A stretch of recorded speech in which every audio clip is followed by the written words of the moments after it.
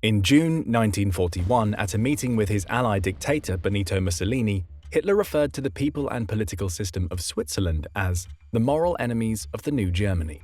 This statement was indicative of how despicably he viewed Swiss citizens. Despite being geographically situated in the middle of Axis-controlled territories, Switzerland managed to remain neutral throughout the entirety of World War II. As a result, its population was spared the violence and destruction that occurred in other parts of Europe. A year later, France had been defeated, and the countries of Poland, Norway, Denmark, Luxembourg, Belgium, and the Netherlands were already overrun by the German army. With Nazi Germany to the north, Italy to the south, Hungary and Romania in the east, and Spain in the west, it was a daunting task for such a small nation surrounded on all sides. Hitler had often expressed his desire to conquer Switzerland, the country located on his southern border, and his generals had even drafted detailed plans to seize the Alps. Despite this, though, they never managed to invade the Swiss state, and it remained free from the German tyrant's grasp throughout World War II. But why did Germany never invade Switzerland? Was it a matter of military importance or economic and political considerations? Switzerland is an incredibly unique nation, with a rich and varied history of different cultural influences. Through the centuries, it has been subject to numerous conquests and occupations by European powers, which is reflected in the fact that it has 4 official languages: Romance, Italian, French, and German. Adolf Hitler and Benito Mussolini during World War II and the years preceding it both vociferously expressed their ambitions to reclaim territories of Switzerland that are populated by speakers of their respective languages. Indeed, Hitler saw the Swiss state as an illegitimate branch of his German people and believed that it had no right to exist.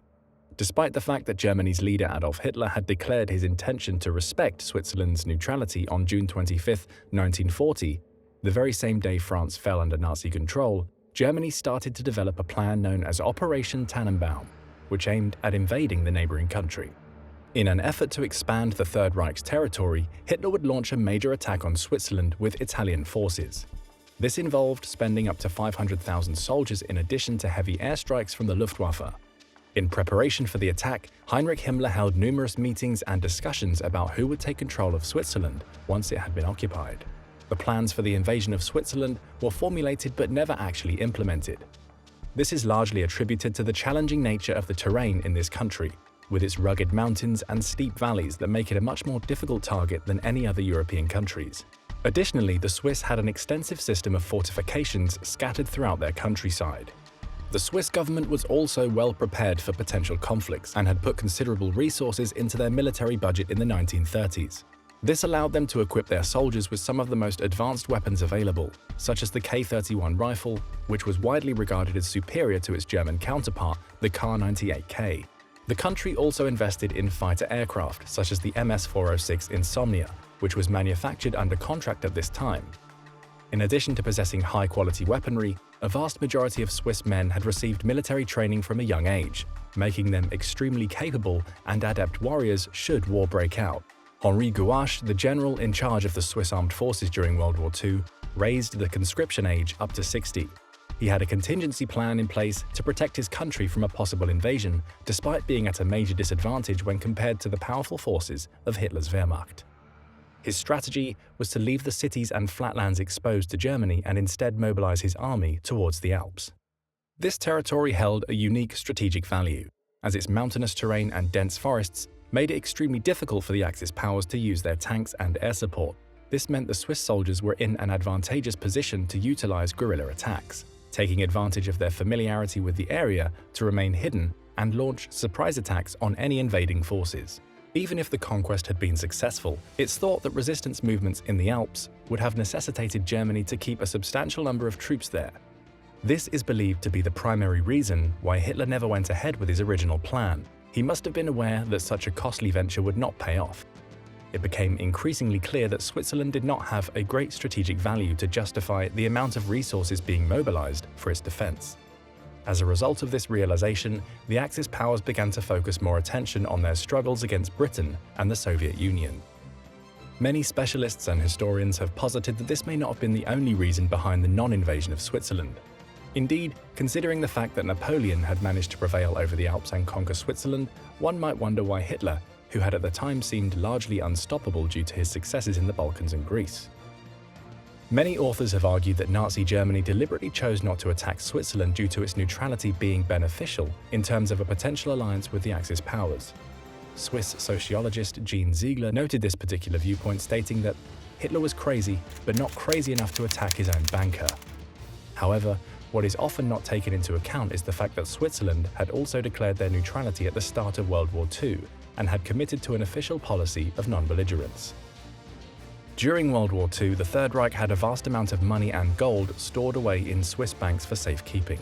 Attacking Switzerland would have been a significantly risky financial move due to the vast wealth held there, as well as other potential benefits German generals and officers could gain from having access to gold panning. This was because should Germany end up losing the war, having access to this wealth meant that Nazi officials were able to secure their own futures. Besides that, Swiss companies were not only responsible for producing weapons for the Axis forces during World War II, but also supplied them with a much higher quantity of military technology and weaponry than they did for the Western Allies. Neutral and independent, Switzerland sent 10 times more arms and military materials to the Axis than to their Western allies during this period. Because of its neutrality, Switzerland was the ideal place for conversations and meetings between both sides of a conflict, even if those conversations were not officially recognized. This practice of neutrality had a practical use for Hitler, in that he could depend on Switzerland to remain neutral so as not to be dragged into the conflict or be used.